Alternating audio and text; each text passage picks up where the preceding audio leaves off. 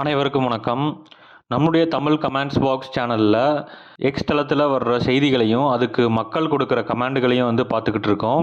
சமீபத்தில் ஹாட்டாக போயிட்டுருக்கிற நியூஸ் என்ன அப்படின்னா, சன் நியூஸ் அவங்க வந்து ஒரு இமேஜ் ஷேர் பண்ணியிருந்தாங்க. நாம் தமிழர் கட்சியின் புதிய உத்தி அப்படின்னு சொல்லிட்டு இந்த இமேஜை ஷேர் பண்ணியிருந்தாங்க. அதில் சீமானின் சின்னம் என்ன, நாம் தமிழர் கட்சியின் சின்னம் என்ன அப்படின்ட்டு என்ற போஸ்டர்கள் ஒட்டும் வீடியோக்கள் சமூக வலைத்தளங்களில் பகிர்ந்து தேர்தல் பரப்புரையில் நாத்தாக கட்சியினர் ஈடுபட்டுள்ளனர் அப்படிங்கிற செய்தியை சன் நியூஸ் அவங்க வந்து வெளியிட்டிருந்தாங்க. எதுக்காக இந்த மாதிரி வந்து சீமானின் சின்னம் என்ன அப்படின்னு போஸ்ட் விட்டுறாங்கன்னா, சமீபத்தில் அவங்களுடைய கரும்பு விவசாய சின்னம் வேற ஒரு புதிய கட்சி, கர்நாடகத்தை சேர்ந்த கட்சி கொடுக்கப்பட்டிருக்கு. நாம் யாருக்கு என்ன தீங்கு செய்தோம், நமக்கு மட்டும் ஏன் இப்படி எல்லாம் நடக்கிறது? ஸோ இதுக்கடுத்து என்ன சின்னத்தில் நிற்க போகிறாங்கங்கிறது இன்னுமே தெரியல. அதனால் வந்து இந்த மாதிரி போஸ்டர்ஸ் ஒட்டி அவங்க வந்து இப்போ தேர்தல் பிரச்சாரம் பண்ணிட்டு இருக்காங்க. இதுக்கு மக்கள்கிட்ட இருந்தும் பிற கட்சியினர்கிட்ட இருந்தும் ஆதரவாகவும் எதிர்ப்பாகவும் நிறைய கமெண்ட்டுகள் வந்தது. 50-50 இருந்ததுன்னே சொல்லலாம். ஆதரவாக சில கமெண்ட் போட்டிருந்தாங்க, எதிர்ப்பாகவும் சில கமெண்ட் போட்டிருந்தாங்க. அதில் சில கமெண்ட்டுகளை வந்து நாங்கள் உங்களுக்கு கொடுக்குறோம். காலையில என்ன விளையாட்டு காட்டுறாங்க, எப்படி எல்லாம் சோதிக்கிறாங்க, பொழுது விடிய விட மாட்டேங்கிறாங்களே ஐயா. நாம் தமிழர் கட்சியோட ஆதரவாளர் ஒருத்தர் கேட்டிருக்காரு, இதெல்லாம் நடந்து 2-3 நாள் மேலே இருக்கும். திமுக பாஜக கலவணிகள் சேர்ந்து ஒரு கோமாளிகளை கூட்டிட்டு வந்திருக்கீங்க நாடகம் போட அப்படின்னு சொல்லிட்டு சொல்லியிருக்கிறாரு. இது நாம் தமிழர் கட்சிக்கு ஆதரவாக அவர் பதிவு போட்டிருக்காரு. வர்றேன் பூரா மொத்தமா என்னையவே குறி வச்சு வந்தா என்னடா பண்றது? ஒரு நண்பர் என்ன போட்டிருக்காருன்னா, அதிபர் அப்படின்னு போட்டு, ஏன்னா சீமானை வந்து அதிபர் அப்படின்னு சொல்லி எல்லாருமே வலைத்தளங்களில் கலாய்ச்சிட்டு இருக்கிறது வழக்கம். அவர் வந்து சோகமாக உட்காந்து வடிவேலு மாதிரி அழுதுகிட்டு இருக்கிற மாதிரி ஒரு மீம் போட்டு சீமான் அவர்களை கலாய்ச்சிருக்கிறாரு. அவர் உன்ன மாதிரி அங்கங்க அடமொழி வச்சு வாழ்ற வழி இல்லை. நாங்க ஆண்டாண்டு காலமா பரம்பரை அடமொழியோட வாழ்ற குடும்பம்டா. ஒரு நண்பர் என்ன போட்டிருக்காருன்னா, சீமான் தன் தவறை திசை திருப்ப தம்பிகளை இப்படி புதுவிதமாக ஏமாத்துறான்.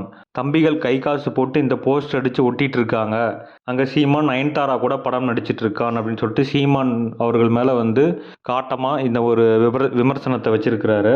நாங்க ரொம்ப கேவலமான ஆளுனா எந்த லெவலுக்கு இறங்கி அடிமட்ட வரைக்கும் போய் அலசுவோம். ஒரு நண்பர் என்ன போட்டிருக்காருன்னா, எல்லாம் உங்கள் குரூப்போட சதிதாண்டா அப்படின்னு சொல்லிட்டு ஒரு இமேஜ் ஷேர் பண்ணியிருக்காரு. அதில் இப்போ புதுசாக கொடுக்கப்பட்டிருக்கிற கட்சி நமது சின்ன விவசாயின்னு போட்டு திராவிட தெலுங்கு தேசம் கட்சி அப்படின்னு அதில் போட்டிருக்கு. அது வந்து எந்த காரில் ஓட்டியிருக்காங்கன்னா, அந்த காரில் வந்து கலைஞர் அறிவகம் அப்படின்னு எழுதியிருக்கு. ஸோ இது வந்து திமுக ப்ளஸ் பாஜக ப்ளஸ் தெலுங்கர்கள் இவங்களோட சதிதான் அப்படின்னு சொல்லிட்டு ஒரு நண்பர் வந்து குற்றம் சாட்டியிருக்காரு.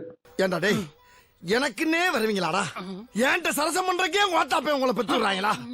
ஏன்டா அப்படி பட்டத்திலே வந்து பஞ்சு பண்றீங்க? ஒரு நண்பர் என்ன போட்டிருக்காருன்னா, இந்த தற்குறி தம்பிகளுக்கு தெரியாது, எத்தனை தேர்தல் வந்தாலும் இவன் நொன்னன் ஜெயிக்க மாட்டான் என்று.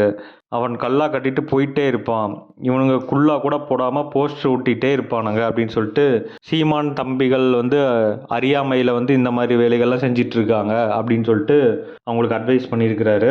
இவர் எந்த கட்சியை சேர்ந்தவருன்னு தெரியல. ஆமா, நீ எந்த கம்பெனில வேலை பார்த்த? நான் கம்பெனில வேலை பார்த்தேன். ஒரு நண்பர் ஒரு இமேஜ் ஷேர் பண்ணியிருக்காரு. அதில் என்னன்னா, நாம் தமிழர் கட்சி அப்படின்னு சொல்லிட்டு போட்டிருக்கிற சுவர் விளம்பரம் எல்லாத்துலேயுமே சின்னம் வரைகிறதுக்காக இடம் விட்டுருக்காங்க. ஸோ அது வந்து ஒரு மீம்ஸோட போட்டிருக்காங்க. தேர்தலில் என்னங்கடா இதெல்லாம் அப்படின்னு கேட்குறாங்க. தம்பிகள் வந்து அப்புறம் நீ சின்னம் தர்ற வரைக்கும் காத்திருப்பாங்களா அப்படின்னு கேட்குற மாதிரி ஒரு மீம்ஸ் போட்டிருக்கிறாரு. சூனாப்பானா, சுப்ரீம் கோர்ட்டே வந்தாலும் உன்னை ஒன்றும் பண்ண முடியாதுடா, இதை இப்படியே மெயின்டைன் பண்ணு. ஒரு நண்பர் என்ன போட்டிருக்காருன்னா, சூப்பர் ஐடியா, இருந்தாலும் கவனமாக இருந்து சின்னத்தை வாங்கி இருக்கலாம் அப்படின்னு சொல்லிட்டு சொல்லியிருக்காரு. இவர் வந்து இந்த ஐடியாவுக்கு ஆதரவாக இருக்கிறாரு, இருந்தாலும் சின்னத்தை காப்பாற்றிருக்கலாம், அதில் கோட்டை விட்டுட்டீங்க அப்படிங்கிற மாதிரி நாம் தமிழர் கட்சியை பிளேம் பண்ணியிருக்கிறாரு. இனிமேல் பேசுனா செருப்பு குண்டி அடிப்பா, அதுவும் பிஞ்ச செருப்பு அடி. தேவை எனக்கு இதெல்லாம். இன்னொரு நண்பர் என்னன்னா, நல்ல உத்தி நிச்சயமாக பயன் அளிக்கும் அப்படின்னு சொல்லிட்டு ஆதரவாக வந்து ஒரு கமெண்ட் கொடுத்துருக்கிறாரு. போடா போய் வேலை வெட்டிந்தா பாருங்கடா. ஒருத்தர் என்ன சொல்லியிருக்காருன்னா, ஒரு தமிழன் இதை வேற ஒரு மாநிலத்தில் செஞ்சிட முடியுமா? நாம் தமிழர் கட்சிக்கு சின்னம் திட்டமிட்டு மறுக்கப்பட்டு இருக்கிறது என்பதற்கு இதை விட வேற என்ன சாட்சி? பிரச்சாரத்துக்கு வாங்கடா பார்த்துக்கலாம் அப்படின்னு சொல்லிட்டு இப்போ அந்த கரும்பு விவசாயி சின்னத்தை வச்சிருக்கிற கட்சியை டார்கெட் பண்ணி கேள்வி கேட்டிருக்கிறாரு. ஒரு நண்பர் என்ன சொல்லியிருக்காருன்னா, கடைசியில் நாம் தமிழர் சின்னம் கேள்விக்குறின்னு நினச்சி மெஷினில் தேடி பார்க்க போகிறாங்க அப்படின்னு சொல்லிட்டு கலாய்ச்சிருக்கிறாரு. ஏன்னா நாம் தமிழர் கட்சி சின்னம் என்ன அப்படின்னு சொல்லிட்டு ஒரு கொஸ்டின் மார்க் போட்டு தான் போஸ்ட் அடிச்சு ஓட்டிட்டு இருக்காங்க. அதை வச்சு இவர் வந்து கலாய்ச்சிருக்கிறாரு. ஐயோ என்ன தம்பி என்னாச்சு? ஸோ சீமான் அவர்களுக்கு சின்னம் பிடுங்கப்பட்டதையும் இப்போ புதுசாக என்ன சின்னம் அவருக்கு வரணும் அப்படிங்கிறதையும் சின்னமே இல்லாமல் அவங்க இப்படி விளம்பரம் பண்ணிட்டு இருக்கிறத பற்றி நீங்கள் என்ன நினைக்கிறீங்க அப்படிங்கிறத கமெண்டில் சொல்லுங்கள். அப்படி இந்த வீடியோவுக்கு வந்து லைக் பண்ணுங்கள், இந்த வீடியோவை ஷேர் பண்ணுங்கள், நம்ம சேனலுக்கு சப்ஸ்கிரைப் பண்ணுங்கள். தேங்க்யூ.